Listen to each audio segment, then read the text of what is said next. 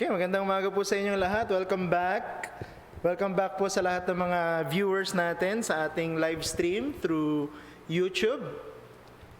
Welcome po lahat ng mga kasama natin dito sa ating church building ngayon. So, ngayon po ay Lord's Day ng May 23, 2021. So, para po sa ilang mga, yung iba naman ay mga regular na reminder sa atin, during announcement time. So, yung ating pong pagsamba sa hapon ay mananatili sa 3:00. Okay, so magantabay lang po kayo ng mga pabalita from the elders sa ating GC at maging sa ating pulpit if we will change it. Siguro naman, pwede natin baguhin yan. But wait for official announcements kung babalik natin sa 4 p.m. yung ating afternoon worship. So, for the meantime, mananatili tayo sa 3 p.m. mamayang hapon at si Pastor George ang ating pong preacher. Okay, so pag-pray po natin siya mamaya.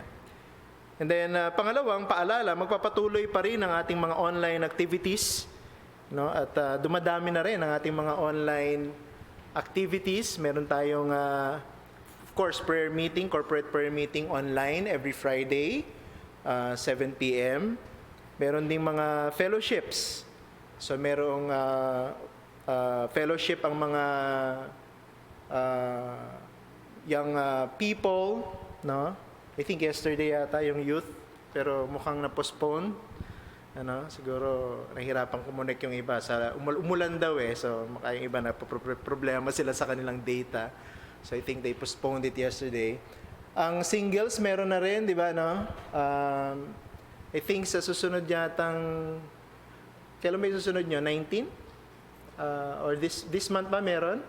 So, meron din po yung mga singles online din, virtual din, yung kanilang fellowship.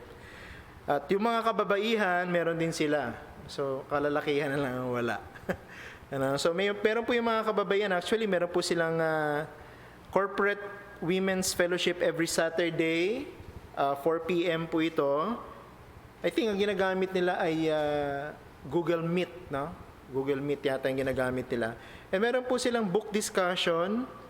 Ang title ng kanilang book na pinag-aaralan ay Discipline of a Godly Woman or Godly Women. Ang author niyan ay si Barbara Hughes. Hindi po Hughes yun. Ang pronunciation niya Hughes. So, Barbara Hughes, yung asawa niya, di ba? Meron din siyang book. Pinag-aralan din po yan ng mga kalalakihan before. So, yun naman book ng wife ni Barbara Hughes, ang pinag-aaralan po ng mga kababaihan sa online fellowship nila. Okay, so kung di pa po kayo nakaka-join sa mga women, I think they're sending invites sa kanilang group chat. Okay? So, gusto rin po natin batiin ang mga magdiriwang ng kanilang kaarawan this week. Sa listahan ko, I think this is the shortest in my list ever. 2 lang. Yung magse-celebrate. Ewan ko kung may nalimutan ako. Ito lang nakasulat. Okay? Baka meron po dito na hindi nakasulat ay may birthday this week. Banggitin po ninyo para mapaalam natin sa lahat. Sa May 26, Wednesday, birthday ni Malu Pivero. Happy birthday sa iyo, Malu! So, isa yan sa mga masarap magluto sa church, si Malu. Happy birthday sa iyo, Malu, sa Wednesday. Okay? Mamayang hapon siya sa ating worship. And then sa May 27, Thursday, birthday ni Hermione Jean Inventor. Si Yani, anak ni Dexter, yung pangalawa. Happy birthday! Hindi ko alam kung nanonood sila ngayon kasi kahapon ay nagkaroon ng wedding, Yung bride ay galing sa kanilang family, si Anne. So, I hope na nanonood sila ngayon. Happy birthday kay Yani, sa iyo, sa Thursday. Yun lang po yung nasa listahan ko. Meron pa dito may birthday sa week na to na hindi nasama sa listahan. So, we are continuously upgrading our record. So, kaya po natin binabanggit na kung merong kulang at hindi nababate, paalam nyo po sa amin. Okay, so meron din po tayong magse-celebrate ng kanilang marriage this week. si Pastor Froy at saka si Wilma Rivera. May 29 sa Saturday, so alam mo na. So, yan sa Saturday po yan, May 29. Okay, so sama niyo po kami lagi sa prayers ninyo. Siyempre, para sa lahat, pag-pray natin ng isa't isa. Kailangan natin yan. Okay, so ito lang po yung nasa listahan ko. Siyempre, gusto rin nating batiin. Ito, madalas nating hindi nagagawa, wala akong listahan, hindi po ako magbabanggit ng isang pangalan lang siguro kasi baka may malimutan ako. Pero gawin na natin general. We would like to greet and congratulate every graduate nitong school year na nakalipas. So hindi na ako mababanggit ng pangalan kasi baka meron akong hindi mabanggit. So alam niyo na kung sino kayo ng mga nag-graduate at sila ng mga si Chin nandito. Okay, total, nandito naman si Chin, Si Chin po ay nag-graduate din itong school year nito. Business ad, Congratulations, Chin. Okay, meron ba dito? Baka. So, yan binati po natin si Chin kasi nandito siya ngayon. Pero yung mga hindi po natin mababanggit, hindi po dahil hindi natin gustong banggitin. Hindi lang natin alam yung kumpletong listahan. Siguro, mamayang hapon, pwede natin gawin through Pastor George.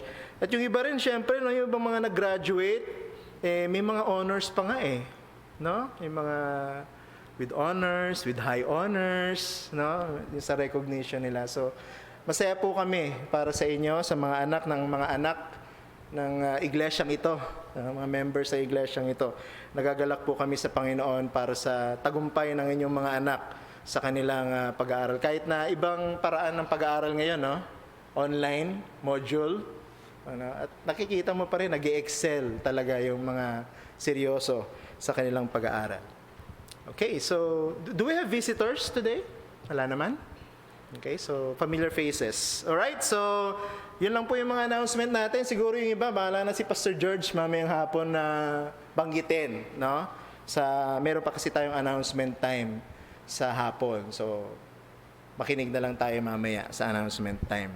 Okay, so magkaroon na tayo ng maikling panahon ng pananahimik sa Panginoon. Manalangin po tayo. Hilingin natin sa Panginoon na siya'y sumama sa atin at maluwalhati natin siya sa ating pagsamba.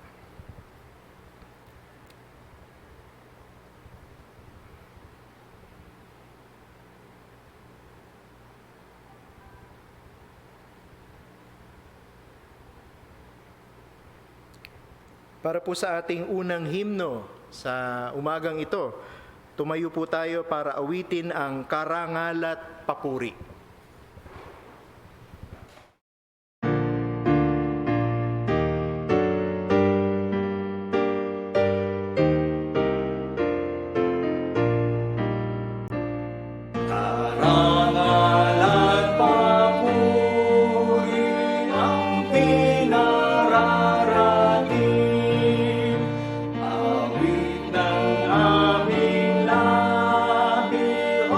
Sanang kay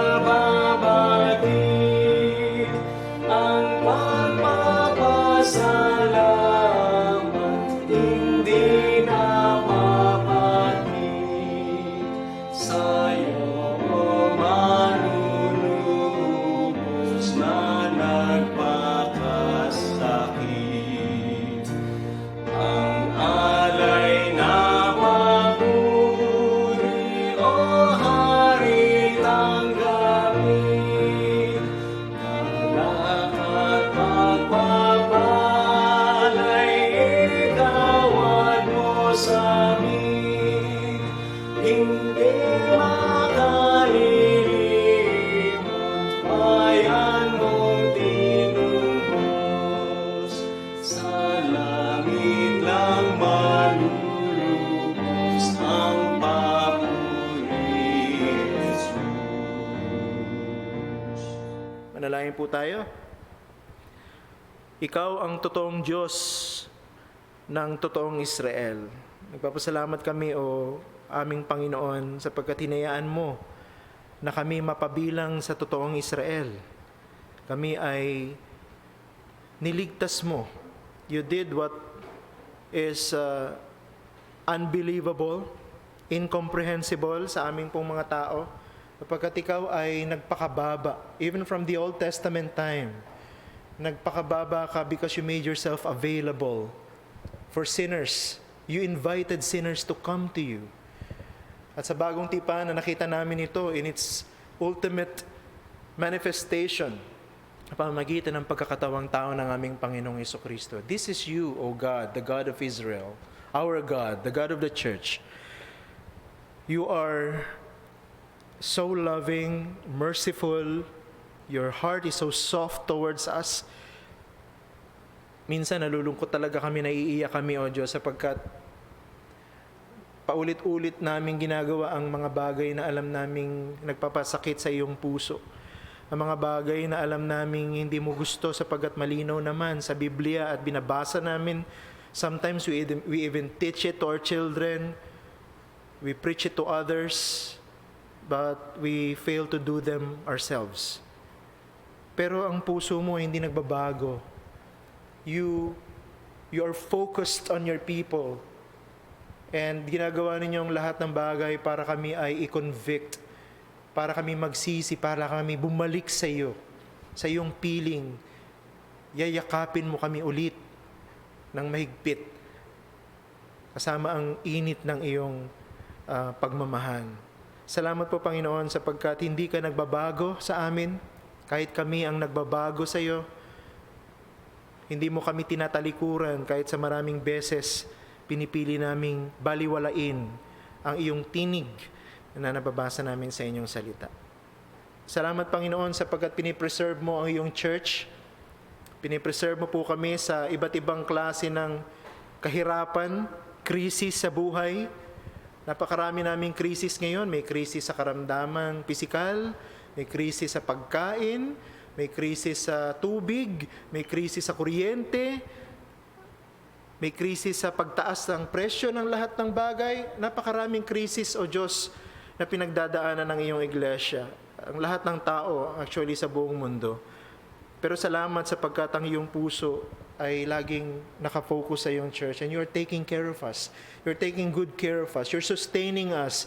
Ikaw ang gumagawa ng parang para kami po ay inyong ilagpas sa mga pinagdadaanan naming hirap. Maraming salamat sa pagpapagaling mo sa karamdaman ng aming mga kapatid.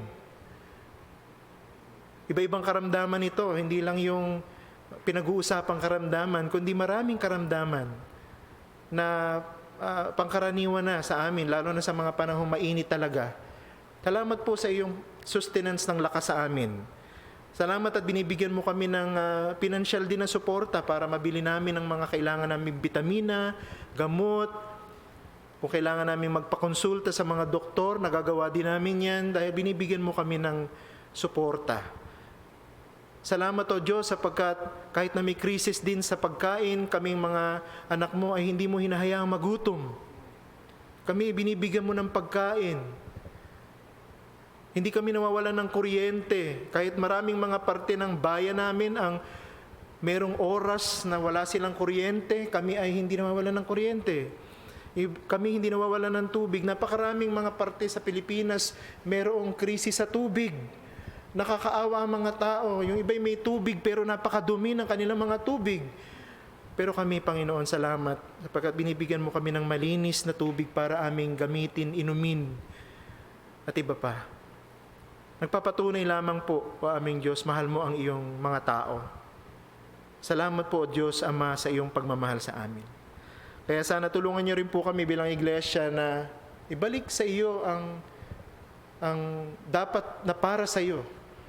Karangalan, papuri, paglilingkod. Gamitin mo ang aming buhay, gamitin mo ang aming iglesia. Though we are an imperfect church, to preach your perfect gospel, the perfect way of salvation to the sinners of this world.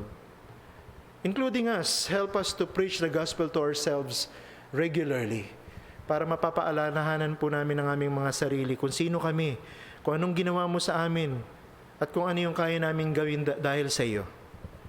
Salamat po sa kalayaan na meron kami para magtipon kahit na limitado ang aming bilang. Alam po namin, O Diyos, na meron kang mabuting layunin sa lahat ng mga bagay, kahit sa mga bagay na sa tingin ng marami ay hindi good. Pero alam namin that you have your good purposes intact. It will never be thwarted, your plans for your church. Salamat, Panginoon, sa mga kapatiran nandito. Salamat sa mga nagdiriwang ng kanilang kaarawan at magdiriwang ng kanilang mga anibersaryo ng pagsasama bilang mag-asawa. Pagpalain niyo po silang lahat. Salamat po sa mga nagtapos sa taon na ito sa kanilang pag-aaral sa kolehiyo, and even those who moved up with honors. And salamat, Panginoon, sapagkat nag-excel sila sa kanilang pag-aaral sa kabila ng aming pong pinagdadaan ng krisis. Maraming krisis sa panahon namin ngayon. Hiniling po namin, O Diyos, samahan niyo po kami ngayong umaga. Tulungan niyo po kaming sambahin ka sa paraang isinulat mo at nababasa namin sa iyong mga salita. Ito po ang aming kahilingan sa pangalan ni Jesus. Amen.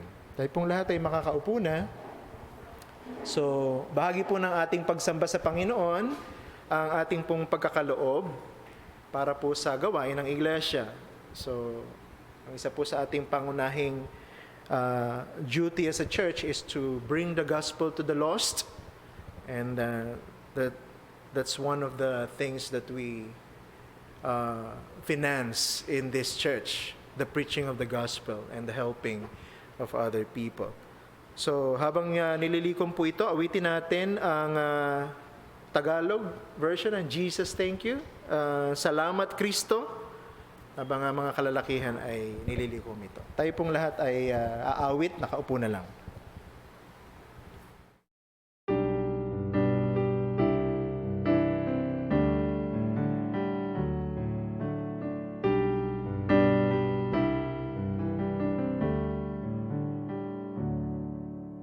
Misteryo ng krus di ko maunawa, padusa sa Kalbaryo. At Diyos namang tumurog sa Kanyang anak, inakalaan dapat sa amin. Sana salamat Kristo, buot ng Diyos ay pinayama mo. Salamat Kristo, nooy kaaway mo, ngayon ako'y binago mo. Salamat Kristo.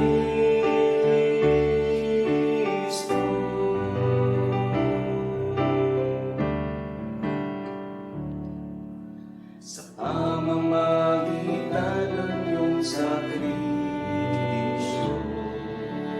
away ginawang kaibigan, iniluhos mo sa amin ng biyaya mo. Abag mo ay walang katapusan. Sana ako'y hinugasan mo. Salamat Kristo, buot ng Diyos ay pinayapa mo. Salamat Kristo, nooy kaaway mo, ngayon ako'y binago mo. Salamat Kristo.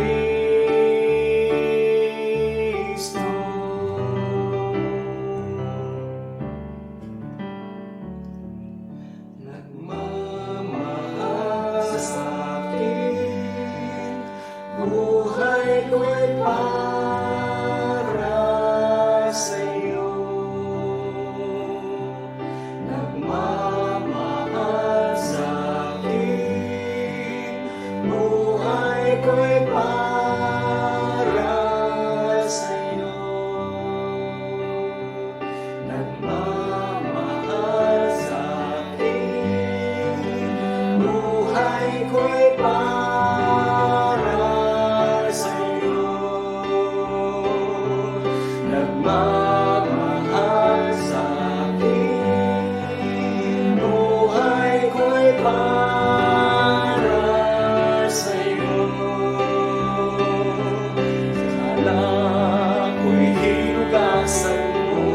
Salamat Kristo, bukod ng Diyos ay binayapa mo. Salamat Kristo, ako'y kaaway mo, ngayon ako'y binago mo. Salamat,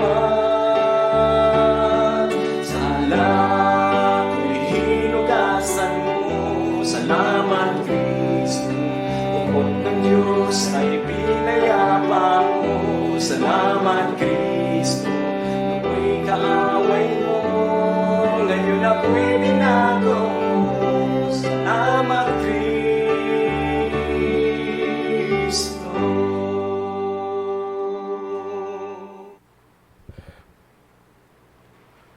Yung pong encounter between Christian and Apollyon in the Pilgrim's Progress became fierce.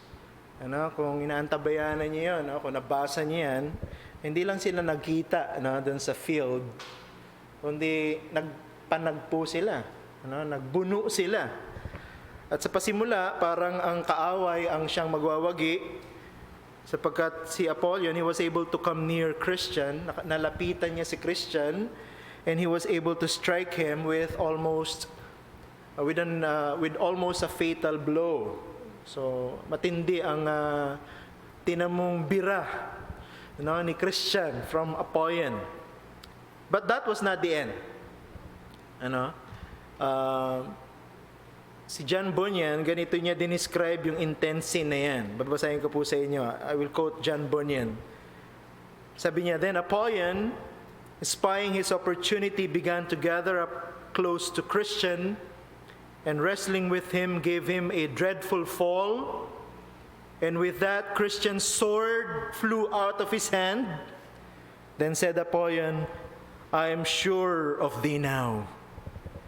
And with that, he had almost pressed him to death, so that Christian began to despair for his life. But as God would have it, while Apollyon was stretching or fetching off his last blow, thereby to make a full end of this good man, Christian nimbly reached out his hand for his sword and caught it. And with that, gave Apollyon a deadly thrust, which made him give back, as one that has received his mortal wound. Apollyon spread forth his dragon's wings and sped away, that Christian saw him no more." So ganun nagtapos ang eksena between Christian and Apollyon. Alam niyo po, ang ating kaaway ni sa Satanas, he will always be one step ahead of us. Siguro hindi lang one step, baka 10 steps ahead of us dito sa digmaan na ito. Bakit? Katulad na rin na nabanggit ko sa inyo before, sa digmaan na ito, laging lamang talaga ang kaaway for the simple reason that he knows all of us too well. Siya ang pinakamatandang kaaway. At na-memorize na ni Satan ang lahat ng weaknesses ng tao. If we will let our guards down, pababayaan nating hindi proteksyonan ng ating mga sarili, sigurado, hindi palalagpasin ni Satanas yung mga opportunity na yon. At sa inyong experience, makikita niyo yan, di ba? Pag may mga pagkakataon na binababa natin ang ating pagbabantay, doon lalong nagkakaroon ng opportunity si Satan to strike. Di ba? And sometimes, ang kanyang strike ay fatal blow. Nararamdaman talaga natin ang sugat, ang ating mga pasa, ang ating pagkatalo. At si Satan, hindi niya tinitigil yung pag-atake sa atin.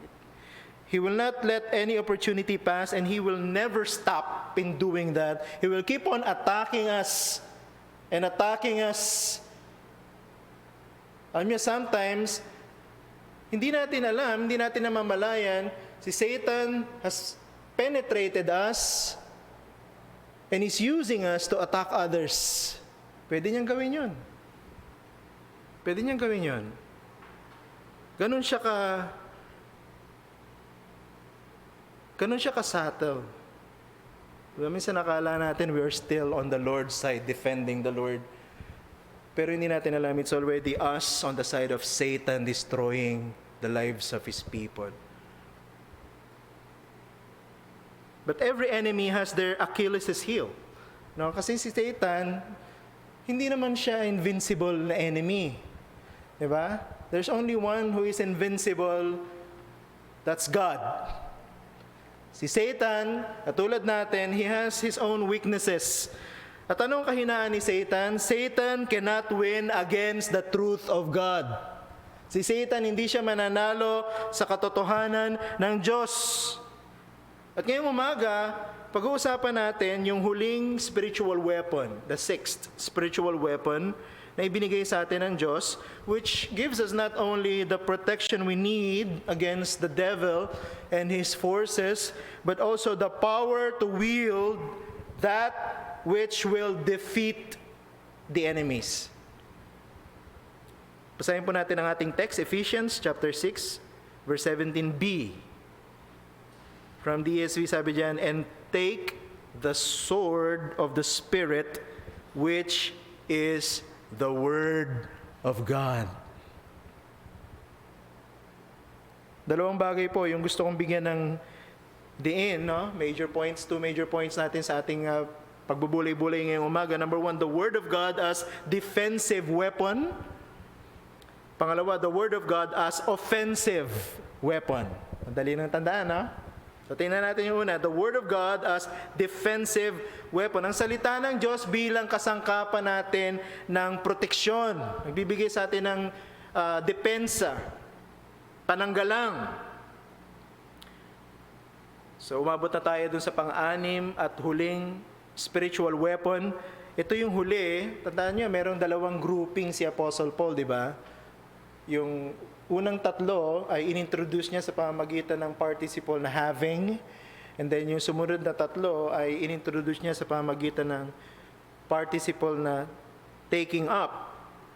So ito pong huling spiritual weapon na ito ay kasama dun sa second group kung saan we grab it, we take it up kapag nagsimula na yung battle. Totoo, itong second group, no, dinistinguish natin yan before. Yung first group, introduced by having, ay directly attached to the body of the soldier. But the second group is inintroduce sa pamamagitan ng take up, pero hindi siya directly attached, hindi siya naka-fasten sa katawan. They are kept beside us, near us, all the time. Hindi natin, kaya sinasabi ni Apostle Paul sa atin, di ba, on this first level of protection, we have another on top of it. Yun yung second group. So we have a protection, and then on top of it, another set of protection. Kasi hindi natin alam kung kailan darating ang pag-atake ng kaaway. Alam ni Satan ang lahat ng attack. No? Surprise attack, hidden attack, lahat yan. Alam niya yan. Open attack, alam din niya yan. No? Kilala niya ang ating mga kahinaan. So, we don't know when the enemies will attack, so kailangan nating handa lagi. No? So, itong tatlong piraso ng armas na ito na malapit sa atin lagi, yung helmet, di ba? Yung shield at saka yung sword, they should always be near us or beside us for immediate use pag kailangan na natin siyang gamitin. Now, itong sword na ito ay tinawag ni Apostle Paul na sword of the Spirit. This is very significant. Pansinin ninyo, no, sa lahat ng mga armas, sa lahat ng mga bahagi ng baluti, ng armor na binigay sa atin ng Diyos, ito lamang nag-iisang piraso na ito ng armas ang associated with or identified with the Holy Spirit. Diba? Wala naman sinabing, the truth of the Spirit, the peace of the Spirit. Na walang sinabing gano'n sa unang tatlo. At maging dun sa sumunod na dalawa. Ito lang huli, the sword of the Spirit. Ibig masabihin yan, yung unang tatlo at saka yung dalawang sinundan nitong sword of the Spirit ay hindi galing sa Espiritu ng Diyos. Hindi ako naniniwala na totoo yun. In fact, katulad ng pag-aaral natin ng mga nakaraan, yung katotohanan, katuwiran, kapayapaan, pananampalataya, kaligtasan. Lahat ng ito primarily refer to what God has done for us. Lahat ng yun. Even the last piece of the armor refer to what God has done. Hindi magiging available sa atin ito kung hindi ginawa ng Diyos. And then, after God making all of those pieces of the armor available, they became ours through the Spirit of God. Yung mga kasangkapang pandigma na galing mismo sa Diyos, ginawa niyang available sa atin, ginawa niyang atin sa pamamagitan ng Banal na Espiritu. Sa madaling salita, ang Banal na Espiritu ang siyang nagsuot sa atin ng lahat ng piraso ng baluti ng Diyos at the point of conversion. Hindi natin na-earn, no? Hindi yung kailangan nating mag-level up sa ating Christian life bago natin makuha yung isang piraso. Tapos gagamitin natin, magle-level up ulit para makuha naman natin yung susunod na piraso. Hindi ganun yung sinasabi ni Apostle Paul. At the point of conversion, pag naging Christian ang isang tao, lahat ng spiritual weapon, binibigay sa kanya ng Espiritu ng Diyos. This is the reason why I kept on emphasizing na ang isang totoong mananampalataya ni Jesus, suot niya lagi ang kumpletong baluti. Yung 6 na piraso na diniscuss ni Apostle Paul sa ating passage na ito. So walang totoong Christian na 3 lang ang suot, tapos yung 3 hindi. Lahat ng Kristiyanong totoo, suot niya ang bawat piraso, palagi. Every day of his life. Sabi ko, hindi siya magiging Christian kung hindi niya suot lahat ng piraso ng baluti ng Diyos. Pero bakit sinabi ni Apostle Paul na itong sword na ito is of the Spirit? May dahilan yon. Una, it is the Holy Spirit who created it. Ang Banal na Espiritu ang siyang lumikha ng tabak na ito. Sabi ni Apostle Paul, the sword of the Spirit is the Word of God. So alam natin, historical background sa Old Covenant, the Word of God is that which is spoken. Diba? Pag binasa mo yung Old Testament, ang salita ng Diyos ay ang sinabi ng Diyos. Makikita natin yan sa creation, sa unang-unang chapter ng unang-unang aklat ng Biblia. Genesis chapter 1. Maliban kay Adan, of course, at saka kay Eva, God created everything by what? Simply uttering them out or by commanding them. He commanded everything to exist. Sinabi ng Diyos, salita ng Diyos. And then later, in the history of redemption, makikita natin that the Word of God is heard, naririnig pa rin sa pamamagitan ng bibig ng mga propeta. Diba? Basa natin yan sa Lumang Tipanan. Naririnig ang salita ng Diyos sa pamamagitan ng kanyang mga propeta.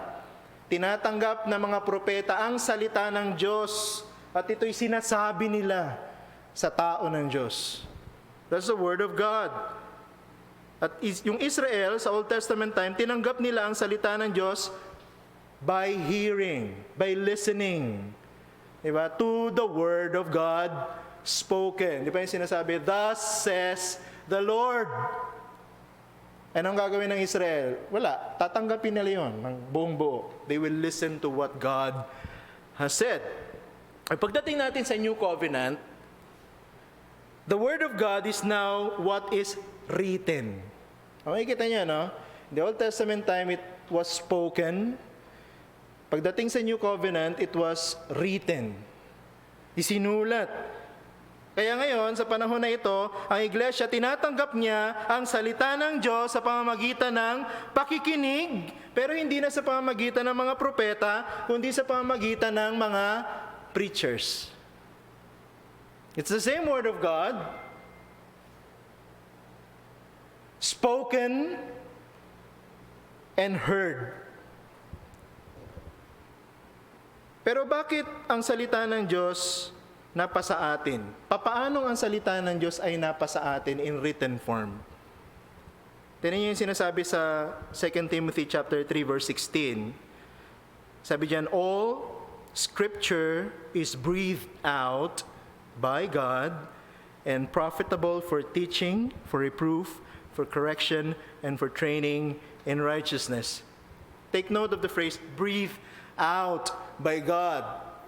In other words, this word that is now written and being heard as it's being preached was created by the Holy Spirit of God.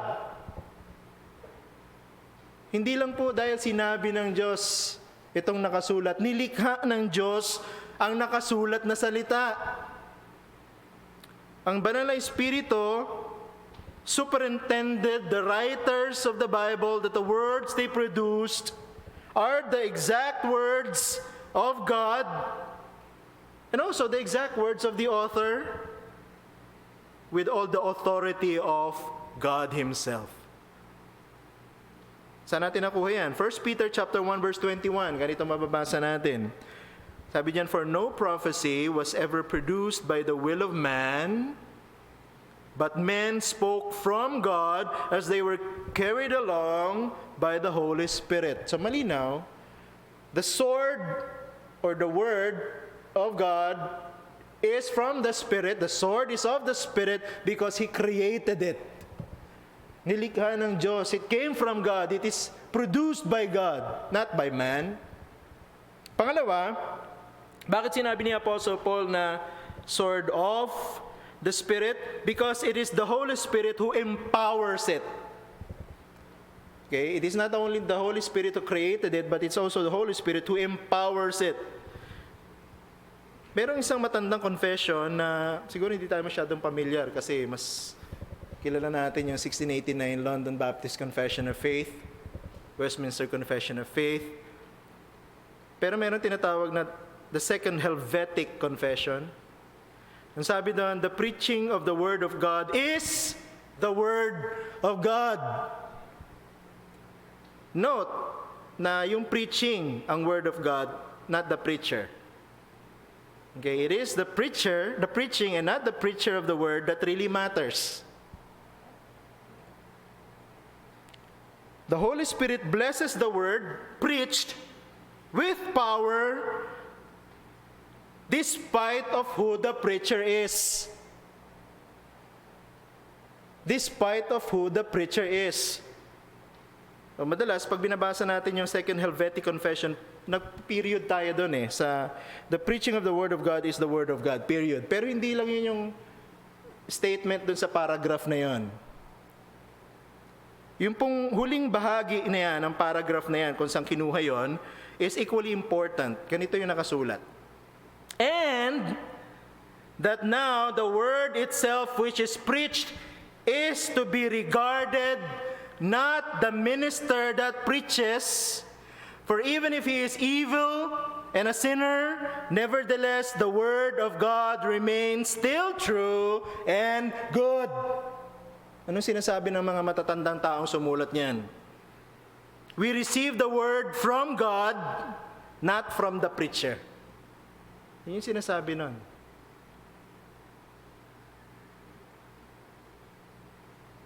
Ganito rin yung paniniwala ni Apostle Paul. Diba? We are not saying that the confession is without error. The confession is not the Word of God. Pero ito yung sinasabi ni Paul. Tingnan yung sinabi niya sa 1 Corinthians chapter 2 verse 4. Ano sabi diyan? And my speech and my message were not in plausible words of wisdom, but in demonstration of the Spirit and of power. Kita mo yan? It is the Word of God that has power, not the preacher. So dapat wala tayong paboritong preacher. Gusto ko tong preacher na to, gusto ko tong preacher na yon. Mas madali itong intindihin, mas mahirap intindihin yon. dito na lang ako manonood sa live stream nito kaysa sa live stream nun. I hope that's not happening in our church. Because the power belongs to the Word, not the preacher. So every time we listen to the preaching, we listen to the Word of God. So pick the Word of God. Katulad ng sinabi niya sa taga-Korinto, ganun din sinabi ni Paul sa mga taga-Thessalonica. Tingnan niyo sa 1 Thessalonians chapter 1 verse 5. Same thing. Because our gospel came to you not only in word, but also in power and in the Holy Spirit and with full conviction. You know what kind of men we prove to be among you for your sake. Same thing as the confession is saying. The Apostle Paul and the other preachers, walang mabuti kumpara sa iba eh. Because we are all sinners. We are all earthen vessels. But the Word of God is the truth.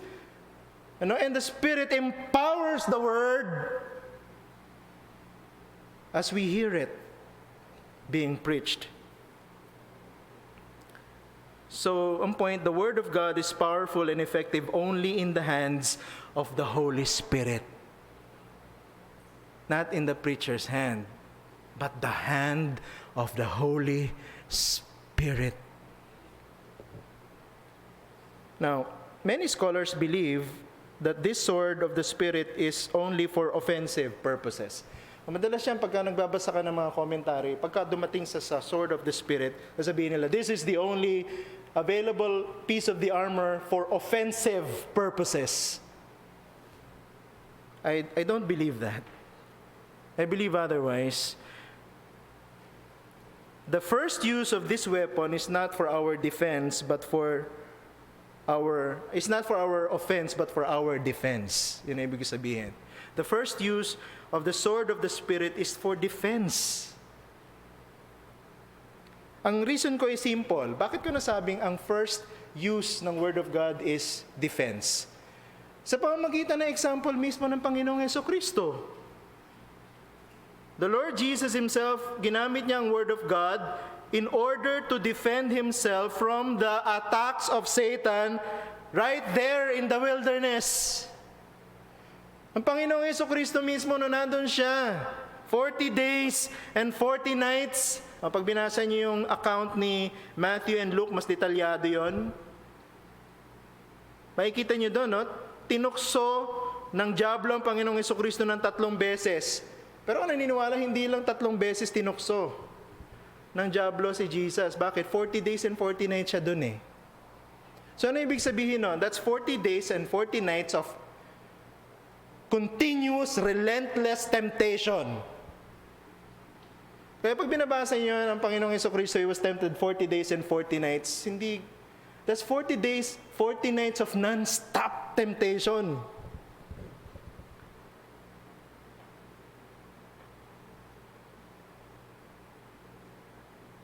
But for the sake of space, syempre, yung nagsusulat sila, they only highlighted, ito yung observation ko doon, they only highlighted 3 aspects in the life of the Lord Jesus that the devil thought was his weakest point. Kaya yung na-record lang nila 3 temptations. But I believe, non-stop attacks dun sa 3 aspects na yun sa buhay ng Panginoon. Anong ginawa ng Panginoon? Bakit siya nagtagumpay sa lahat ng temptation ni Satan for 40 days and 40 nights? Paano? He parried every temptation using the Word of God. Sinangga ng Panginoong Hesukristo ang lahat ng mga atake ng diablo in those 40 days and 40 nights. Walang ibang ginamit ang Panginoon kundi Word of God as His defensive weapon. Pinractice ng Panginoong Hesukristo yung sinabi ni David dun sa Psalm 119 verse 11. Anong sabi doon? I have stored up your word in my heart that I might not sin against you. Yun yung ginawa ng Panginoong Jesucristo dun sa 40 days and 40 nights. Yung salita ng Diyos na kanyang Ama, na nilagay niya sa kanyang puso, yun ang ginamit niya para salagin ang lahat ng mga atake ng dyablo, preventing him from committing any sin. I believe that God, in His sovereign providence, ni-record niya ang example ng Panginoong Jesucristo para gayahin natin. Hindi lang yan sinulat ng Panginoon para mamangha tayo. Of course, that's the first reaction dapat meron tayo. Ginawa ng Panginoon ito on our behalf. Pero, example yan for us to follow. Ang ating Panginoong Jesucristo ang ating pattern sa epektibong paggamit ng salita ng Diyos para depensahan ang ating sarili sa gitna ng labanang espiritual. Kung paano niya ginamit at nagtagumpay laban sa dyablo, ganun din natin dapat gamitin para magtagumpay. Kaya ang unang gamit ng sword of the Spirit, defense, not offense. Ayan ang tanong, paano natin sasanggain ang mga atake ng kaaway? Katulad na palagi ko sinasabi sa inyo, si Satan, naglalagay siya ng lahat ng mga negatibong kaisipan sa ating isip. Yun ang kanyang lakas. Ang lakas ni Satan, kasinungalingan. Ang lakas ni Satan, panluloko. Panlilinlang. Sabi ko nga sa inyo last time, this war is a truth war. Itong digmaan na ito ay digmaan patungkol sa ano ang totoo. Si Adam and Eve, natalo sila sapagkat naniwala sila na ang sinasabi ni Satan ang totoo at hindi ang sinasabi ng Diyos. Paano tayo magtatagumpay ngayon? Maniniwala dapat tayo, iisa lang ang katotohanan, yon ay ang salita ng Diyos.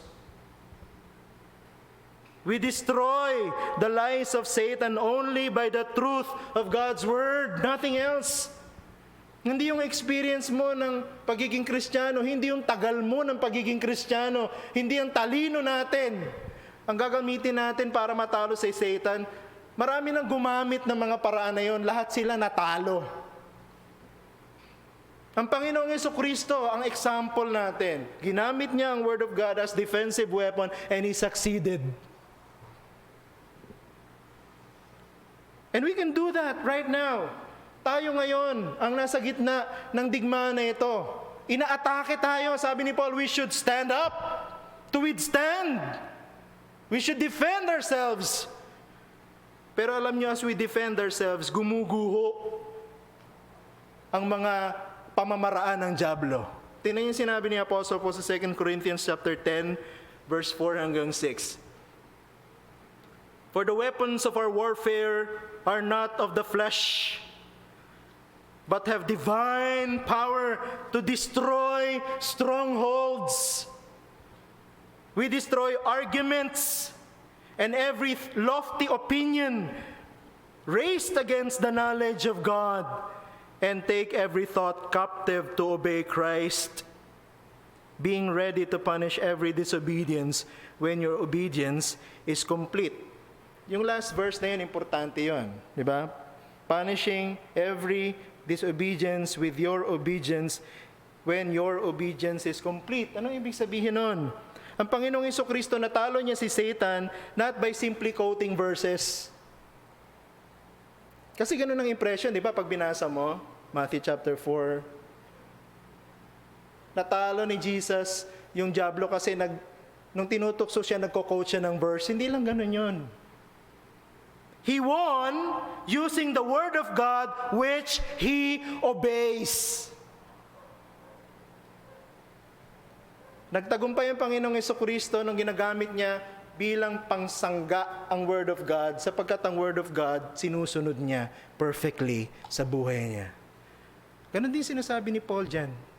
We can destroy strongholds, we can destroy arguments, and any kind of opinion, human opinion, devilish opinion, worldly opinion, against the knowledge of God by not only knowing the truth, but by experiencing the truth and living out the truth of God's Word.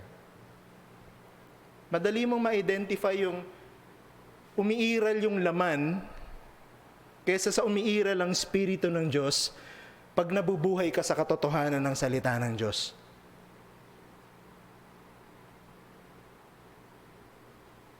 So, kumusta po tayo bilang mga Christians? Kumusta po tayo bilang church? Are we using the Word of God, the sword of the Spirit, for our defense? Pangalawang point, the Word of God as offensive weapon. Ang salita ng Diyos bilang armas para sa pang-opensa. Alam nyo, ito lamang yung spiritual weapon in my understanding that is really unique. Bakit siya unique? Kasi only the sword of the Spirit, which is the Word of God, has a dual purpose among the pieces of the spiritual armor. Ano ibig sabihin? Hindi lang siya nagbibigay ng defense, katulad ng first point natin. We can win by defending, but it also offers offense. Pwede rin natin itong gamitin pang-atake. Again, I stick to my position that Paul got the idea of the armor from the Old Testament, not from the Roman soldier. Pinakita ko sa inyo yan, every piece of the armor may Old Testament background. Kasi doon nakuha ni Paul yan, hindi sa Roman soldier. Okay? And the same here. Ano ang background ng sword of the Spirit? Galing yan sa Isaiah 11 verse 4. Basahin natin yung Isaiah chapter 11 verse 4. Sabi diyan, "But with righteousness he shall judge the poor and decide with equity for the meek of the earth. And he shall strike the earth with the rod of his mouth, and with the breath of his lips he shall kill the wicked." Siguro yung tatanong yung nag-wonder yung iba sa inyo, Pastor, nasan dyan yung sword of the Spirit? Wala namang sword dyan. Nandyan, may sword dyan. In this passage, si Propeta Isaias, sinasabi niya na darating ang isang panahon, that's in the future even from our point of this time, kung saan ang Messiah, huhusgahan niya, hahatulan niya ang lahat ng bansa, hahatulan niya ang lahat ng masama by smiting them with the rod. Alam niyo yung ginamit na rod dyan? Sa Greek translation of the Old Testament, the word, logos. Yung rod na ginamit dyan is word. So the Messiah will judge the nation by smiting them with the word of his mouth, and in the end destroying the wicked by the breath of his lips. In the Old Testament theology, alam natin na yung breath, the breath of God, yung hininga ng Diyos in the Old Testament refers to the Holy Spirit. So there we have it. The two most important point about this sword present sa Isaiah chapter 11 verse 4. Pero ako naniniwala, ang pinaka-importante kung bakit naalala ni Paul yung sinabi ni Isaiah is because of how Isaiah referred to the use of the word of God from the Spirit in that particular Old Testament context. Ang malinaw dyan, na ang intensyon ng Messiah ay gamitin ang kanyang salita, binigyang bisa ng Espiritu Santo para puksain ang lahat ng kanyang kaaway. Ang mangyayari yan sa future. Itong kasangkapan na ito, ginagamit o gagamitin ng Messiah sa panahon na yon ay hindi isang heavenly sword na parang mayroong isang malaking espada na may apoy. Nadala ang Mesyas pagdating niya sa kanyang second coming para puksain ang mga Hindi ganun. Hindi ito literal na, hindi ito physical sword, but it is the truthfulness of His Word. Yung pagiging totoo ng kanyang salita. Yan ang gagamitin ng Mesiyas para wasakin ang lahat ng kanyang kaaway sa panahon ng pag-uuko. Mga tanong, papaano? In the judgment day, the word of God, which is truth, will expose the true colors of everyone. Ang salita ng Diyos ang maghahayag ng lahat ng kulay ng tao. Hahatiin ng matalas na salita ng katotohanan na ito ni Jesus ang lahat ng tao sa mundo sa dalawang grupo lamang. Hahatiin sa dalawang grupo. Sila na mga kanya, ihahayag at luluwalhatiin, ngunit sila na hindi kanya ihahayag upang parusahan. Ganong katalas ang salita ng Mesyas, hahatiin niya ang lahat ng tao. Diba, lahat ng mamamatay at mamamatay pa bago siya dumating, bubuhayin ulit at ibabalik sa kanilang mga katawan. Lahat ng haharap sa Diyos with resurrected bodies. Hahatiin niya sa dalawang grupo lang ang tao by that time. Ang kanya, luluwalhatiin, ang kaaway, manginginig sa takot. O sa panahon na yan, sila na mga namatay, namuhi sa Diyos, sinabing, walang Diyos. Matatakot sila sa Diyos. Sapagkat sa unang pagkakataon, maaari sa buhay nila, makikilala nila ang totoong Diyos. Kaya lang, hindi na sila maliligtas nun. Kahit na makilala nila may totoong Diyos. Sapagkat yun ang huling araw. They will be beyond the reach of grace. Kaya ang panahon ay ngayon, di ba? Ang panahon ng kaligtasan ay ngayon. Ipinapangaral ang salita ng Diyos para makilala natin ang tagapagligtas. Now, the Isaiah passage is referring to the future. Yun yung sinasabi sa Revelation 19:15. Ang sabi sa Revelation 19:15. Sabi diyan, from his mouth comes a sharp sword with which to strike down the nations, and he will rule them with a rod of iron. He will tread the winepress of the fury of the wrath of God, the Almighty. Sa Isaiah passage, pinanggalingan ng sword of the Spirit ni Paul dito, future. Pagdating ng Messiah sa last day. Pero dito sa Ephesians, yung pinag-aaralan natin ngayon, present. Hindi future. Ginagamit na natin ngayon ang parehong salita ng Mesiyas sa panahon na ito ng ating pakikipagdigma kay Satanas at sa lahat ng kanyang mga demonyo. Ang armas na dala natin ngayon sa kasalukuyang panahon, ang siya ring armas na gagamitin ng Mesiyas pagdating niya sa kanyang panahon ng paghukom. So that's the same sword of the Spirit. The same sword. The same effectiveness, the same sharpness, the same power, the same word. Pwedeng ganito, itong Mesyas na siyang may-ari ng sword of the Spirit, binibigay niya sa kamay ng mga nagiging mananampalataya ang kanyang tabak ng Espiritu. So pag ang isang tao naging Christian, the Messiah is handing to him the sword, his sword of the Spirit. At yun yung ginagamit natin ngayon. It is the same weapon that we are using to destroy strongholds, to destroy the devil.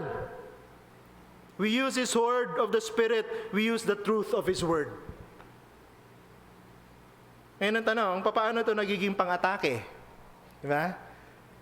Dalawang bagay. Number one, it must affect us first. It must affect us first. In a sense, we let the Holy Spirit use the Word of God to attack us. That's the first offensive use of the Word of God, to attack us. In the hands of the Spirit, to attack us. Again, the sword of the Spirit is also the Word of God. Alam niyo yung Roman soldiers, meron silang dalawang klase ng sword. No? Meron yung tinatawag na gladius. Ito yung long, large, broad sword. No, yun yung pangkaraniwan na mahaba na pinangwawasiwas nila sa kanilang mga kaaway. Matalas din yun. No? Yung sword na yun. But there's a second sword which is called Makaira, which is the short sword. This is a sidearm. No? Sabi ko sa inyo, hindi siya nakadikit sa katawan, pero nakasukbit siya sa tagiliran. It's a sidearm, this Makaira, which is also called the dagger or knife. Now, Paul is referring here to the Makaira. Hindi yung malaking sword, ha? Yung maliit, yung knife, yung dagger. Yung pang malapitang labanan, yung pangsaksakan talaga. No? Hand-to-hand combat. Pero alam niyo, interestingly, yung author ng Hebrews, ginamit niya rin yung Word of God, dinescribe niya yung Word of God as a sharp, two-edged Makaira.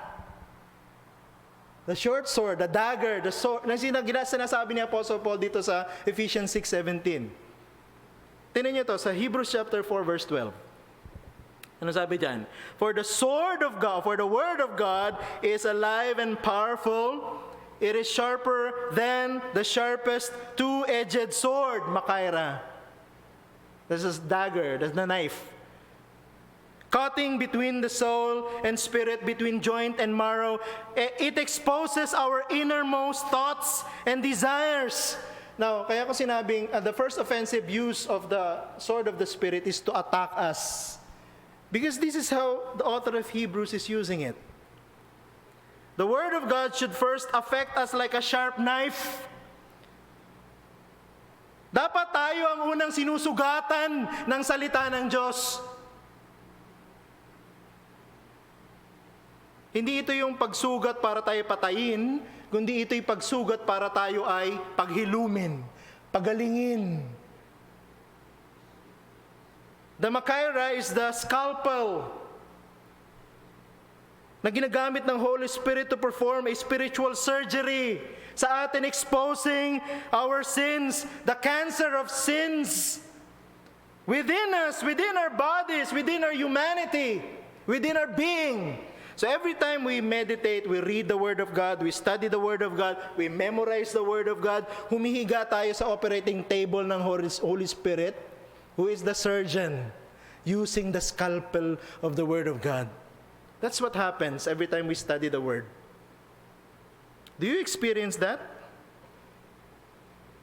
Brethren, when you study the Word, do you experience the Word of God slicing you? Exposing your heart, removing your cancerous sins. Na-experience niyo ba yan sa inyong pag-devotion, pag inyong meditate kayo, pag nagme-memorize kayo, pag nakikinig kayo sa preaching? Na-experience niyo ba yan? You're lying. Ang nangyayari kasi, pagka nakikinig tayo ng preaching, yung pastor ang nakahiga sa operating table, nilalagay natin sa ilalim ng microscope. Mali yun eh. Pag tayo nakikinig sa Word of God, whether it's nababasa, naririnig natin sa preaching, tayo yung nakahiga sa operating table. And the heart of the Christian is we are allowing the Spirit of God to do His work of operation in our lives. So we submit to the hands of the expert, the Holy Spirit. We trust that everything He will do will be for our benefit. He will make us better Christians. When He hurts us with the Word. Pangalawa, after and only after it affects us, it must also affect the enemy. Doon lang papasok yung offensive weapon against the enemy. This time, we let the Spirit use us. Yung mga naoperahan na ng salita ng Diyos, yung mga na-expose na ang kasalanan, yung mga binabago ng Diyos through the operation of the Spirit and the Word, to attack the gates of hell by using the Word of God. This is where the offense comes in. Papaano? Diba, the Word of God or the sword of the Spirit is the Word of God. So ibig sabihin, it must be spoken to maximize its power. So tayo bilang Christian, we use the Word of God by speaking the Word of God. Anong ibig sabihin yan? Hindi po ito parang magic na magsasalita ka ng mga spell para magkaroon ng power. Hindi ganun. Hindi ito ganyang klase ng mababaw na pagkaintindi. Pero may mga Christian na gumagawa yan. Di ba? Minsan ginagamit yung pangalan, in Jesus' name I command you. Para sa kanila yun ang spiritual warfare. Pero hindi yun ang spiritual warfare. Katulad ng pinag-aralan natin from the start. Itong Word of God is also the gospel of peace. na sinusuot natin sa ating paa, di ba? The shoes of the gospel of peace. So anong ibig sabihin? Every time we preach the Word of God, every time we preach the gospel, binobomba natin ang kaharian ng dyablo. Nang sa gayon, ang mga lalaki at mga babaeng bihag niya ay mapakawalan ng kapangyarihan ng salita ng Diyos at magkaroon ng bagong buhay kay Jesus. Ito yung offensive weapon ng Word of God. This is the only time we can use the Word of God to attack. Every time we preach the Word of God, we drive away the devil and then we rescue sinners on their way to hell. Kita nyo kung gaano makapangyarihan yung offensive weapon natin, the gospel. Kaya i-preach natin yan. Hindi lang pastor na nagpipreach, lahat ng Christian. Every time you preach, every time you say the gospel, you're using the Word of God with power to bombard the gates of hell and to rescue sinners on their way to eternal destruction. So ang tanong ko sa inyo, mga kapatid, lalo na sa mga Christian dito, tinatanggal niyo ba ang sword of the Spirit mula dito sa inyong tagiliran? Do you unsheath the sword of the Spirit? Ginagamit niyo ba yan ng maayos? Ginagamit niyo ba yan sa inyong sarili? Hinahayaan ba natin ang Espiritu na tayo sugatan nang sa gayon tayo lumago sa ating pananampalataya? Ginagamit ba natin ito laban sa kaaway by defending ourselves from his lies and his attacks? Ginagamit ba natin ang Word of God as the basis, as the standard to destroy any forms of argument against God?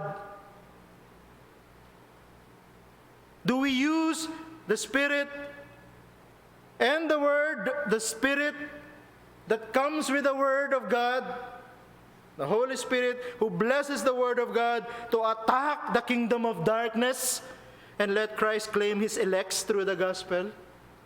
Nagiging instrumento ba tayo ng Diyos para mapakinggan nila ang Ebanghelyo at para iligtas sila sa tiyak na kapahamakan? Kung may mga hindi pa mananampalataya dito, naririnig nyo lagi ang Word of God. The gospel being preached, being proclaimed. Sana kahit nanonood sa live stream, nakikinig sa sinasabing katotohanan ng salita ng Diyos na kanyang tabak. Ang paanyaya ng salita ng Diyos sa lahat ng mga hindi pa mananampalataya ni Jesus, lumapit sa Kanya. Hindi kayo itataboy ng tagapagligtas, inaanyayahan nga kayong lumapit. Magsisi, manampalataya. Nang sa gayon maranasan mo ang totoong kapangyarihan ng salita sa iyong buhay kay Jesus. Manalangin po tayo. Aming Ama, nagpapasalamat kami sa iyo for this last piece of the armor, which is the sword of the Spirit, the Word of God. Salamat, Panginoon, because you have handed to us your own sword of the Spirit. And we are using it right now. Ginagamit namin ito personally sa aming mga sarili para kami magbago, kami ay expose ng Espiritu ang aming mga kasalanan, pagsisihan ng mga ito. At the same time, the church is using it to attack the kingdom of darkness by preaching the gospel. At ikaw, O Diyos, sa pamamagitan ng mga anak mong nangangaral ng Ebanghelyo, tumatawag, nagliligtas ng iyong mga hinirang. Mula sa pagiging alipin ng kasalanan, mula sa daan patungo sa kapahamakan, upang maging alipin ng iyong anak, upang mapunta sa daan patungo sa bagong langit at sa bagong lupa. Tulungan niyo po kami, Panginoon, gamitin ng mabuti, mainam, epektibo ang mga salita mo, both as a defensive weapon and also as an offensive weapon. May your name be glorified. Ito po ang aming dalangin sa pangalan ni Jesus. Amen. Okay, para po sa ating huling hymno, ay tumayo po tayo upang awitin ang Saligang Matibay.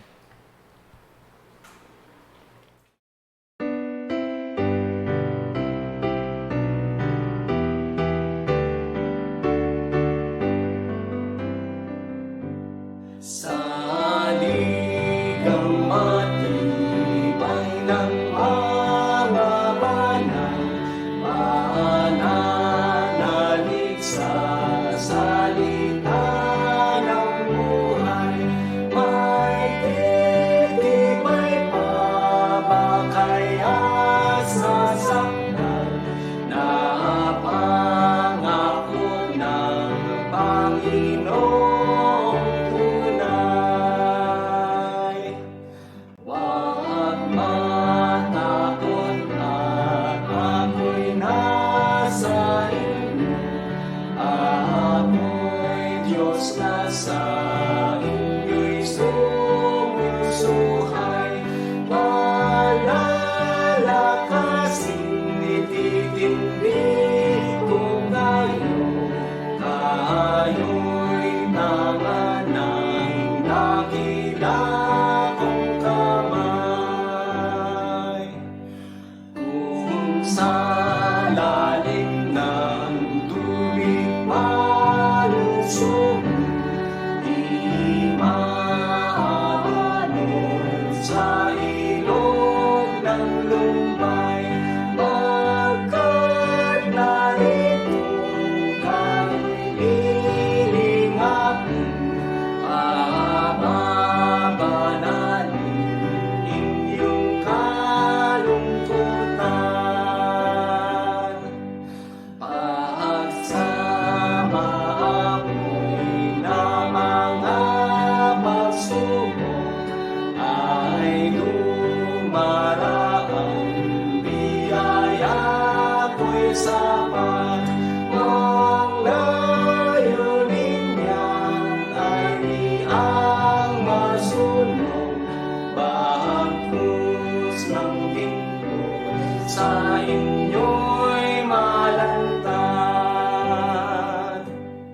Ang kaluluwang kay Kristo nagtiwala, di angko pababayaan sa kaaway. Siya'y di matitinagan man sa lupa, di ko iiwan magpakailan pa man. Saligang matibay ng mga banal, mananalig sa salita ng buhay. May titibay pa ba kaya sa sakdal na pangako ng Panginoong tunay? Ngayon ang Diyos ng kapayapaan na bumuhay mula sa mga patay sa ating Panginoong Hesus, ang dakilang pastol ng mga tupa sa pamamagitan ng dugo ng walang hanggang tipan, naway gawin niya kayong ganap sa bawat mabuting bagay upang magawa ninyo ang kanyang kalooban at gawin sa atin ang nakakalugod sa paningin niya sa pamamagitan ni Jesucristo, na sa kanya ang kaluwalhatian magpakailanman. Amen. E po'y sandaling makakaupo at magpasalamat tayo sa Panginoon sa panalangin sa mga biyaya ng salita na ating tinanggap.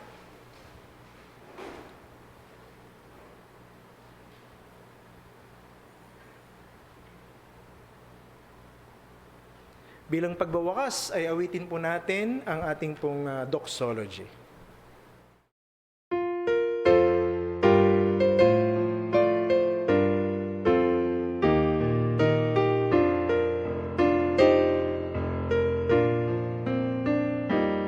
May the peace of God our Heavenly Father and the grace of Christ the risen Son and the fellowship of God our Spirit